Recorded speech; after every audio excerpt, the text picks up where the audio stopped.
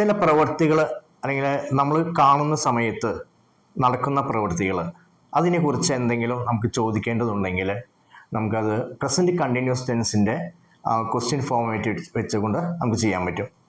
അതായത് ഇപ്പോൾ കുറച്ച് കുട്ടികൾ അവിടെ പന്ത് കളിക്കുകയാണ്, അല്ലെങ്കിൽ കുറച്ച് കുട്ടികൾ എന്തോ ചെയ്യുന്നു. അപ്പോൾ നമുക്ക് ചോദിക്കാം, അവരിപ്പോൾ അവിടെ എന്താ ചെയ്തുകൊണ്ടിരിക്കണേ? അല്ലെങ്കിൽ ഒരാൾ നടന്നു പോകുമ്പോൾ ആ സമയത്ത് നമുക്ക് ചോദിക്കാം, വേർ ഈസ് ഹി ഗോയിങ്? അവൻ എവിടേക്കാണ് പോകുന്നത്, അല്ലെങ്കിൽ എവിടേക്കാണ് പോയിക്കൊണ്ടിരിക്കുന്നത്?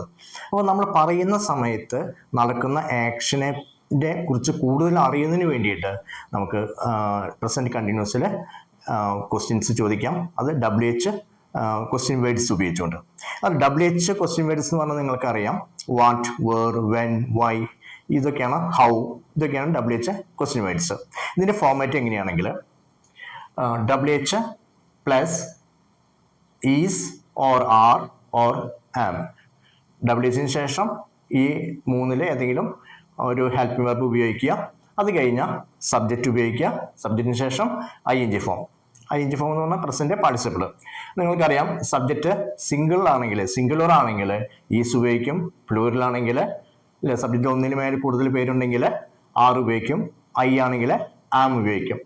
ഉദാഹരണത്തിന്, what are they doing there? അവരവിടെ എന്താണ് ചെയ്യുന്നത്? അവരവിടെ എന്ത് ചെയ്തുകൊണ്ടിരിക്കുകയാണെന്നു അല്ലേ? What are they doing there? They ആണ് ഇവിടെ സബ്ജക്റ്റ്. ദേ പ്ലൂറലാണ്. അപ്പോൾ ഹെൽപ്പിംഗ് വെർബ് ആർ ഉപയോഗിച്ചു. Why is she crying now? അവളിപ്പോൾ എന്തിനാ കരയുന്നത് അല്ലേ? അപ്പോൾ അതുകൊണ്ട് ഷീ എന്ന സിംഗുലർ ആണ് സബ്ജക്റ്റ്. ഈസ് ഉപയോഗിച്ചു. Where is he going now? അവനിപ്പോൾ എവിടേക്കാണ് പോകുന്നത്?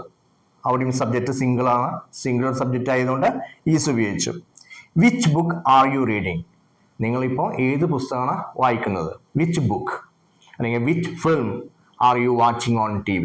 ഏത് സിനിമയാണ് നിങ്ങളിപ്പോൾ TV കാണുന്നത്? അതുപോലെ which book are you reading? നിങ്ങൾ ഏത് പുസ്തകമാണ് ഇപ്പോൾ വായിച്ചു കൊണ്ടിരിക്കുന്നത്? അപ്പോൾ അതുകൊണ്ട് ഇവിടെ യു ആണ് സബ്ജക്റ്റ്. അതുകൊണ്ടാണ് ഇവിടെ ആറ് ഹെൽപ്പിംഗ് വെർബ് ഉപയോഗിച്ചത്. അപ്പോൾ നിങ്ങൾ കാണുന്ന സമയത്ത് നിങ്ങൾ സംസാരിക്കുമ്പോൾ നടക്കുന്ന ആക്ഷൻസ് അതിനെക്കുറിച്ച് കൂടുതൽ അറിയുന്നതിന് വേണ്ടിയിട്ടാണ് ഈ പ്രസന്റ് കണ്ടിന്യൂസിൻ്റെ ഈ ഫോർമാറ്റ് ഉപയോഗിച്ചുകൊണ്ട് നമുക്ക് ക്വസ്റ്റ്യൻസ് ഫ്രെയിം ചെയ്യാം. അപ്പോൾ ഇത് നിങ്ങൾക്ക് ഇതുപോലെ ഒക്കേഷൻസ് കിട്ടുമ്പോൾ ഈ ഫോർമാറ്റ് വെച്ചുകൊണ്ട് നിങ്ങൾ ക്വസ്റ്റ്യൻസ് മറ്റുള്ളവരോട് ചോദിക്കുക, നിങ്ങളുടെ ഫ്രണ്ട്സിനോട് ചോദിക്കുക, ട്രൈ ചെയ്യുക കേട്ടോ. മാക്സിമം നിങ്ങളത് ട്രൈ ചെയ്യുക. അതിനോടൊപ്പം തന്നെ ബുക്ക് റീഡിങ് അത് നിരന്തരം കിട്ടുന്ന സമയത്ത് ഒരു ഫിക്സഡ് ആയിട്ടുള്ള ടൈം അതിനുവേണ്ടി നിങ്ങൾ ചെലവഴിക്കണം. ഒരു എക്സ്ട്രാ ബുക്സ് പഠിക്കുന്നതിന് പുറമെ നിങ്ങൾ എക്സ്ട്രാ നോവൽസോ സ്റ്റോറീസോ ഒക്കെ നിങ്ങൾ വായിക്കേണ്ടതുണ്ട്. അങ്ങനെ നിങ്ങൾക്ക് ഈ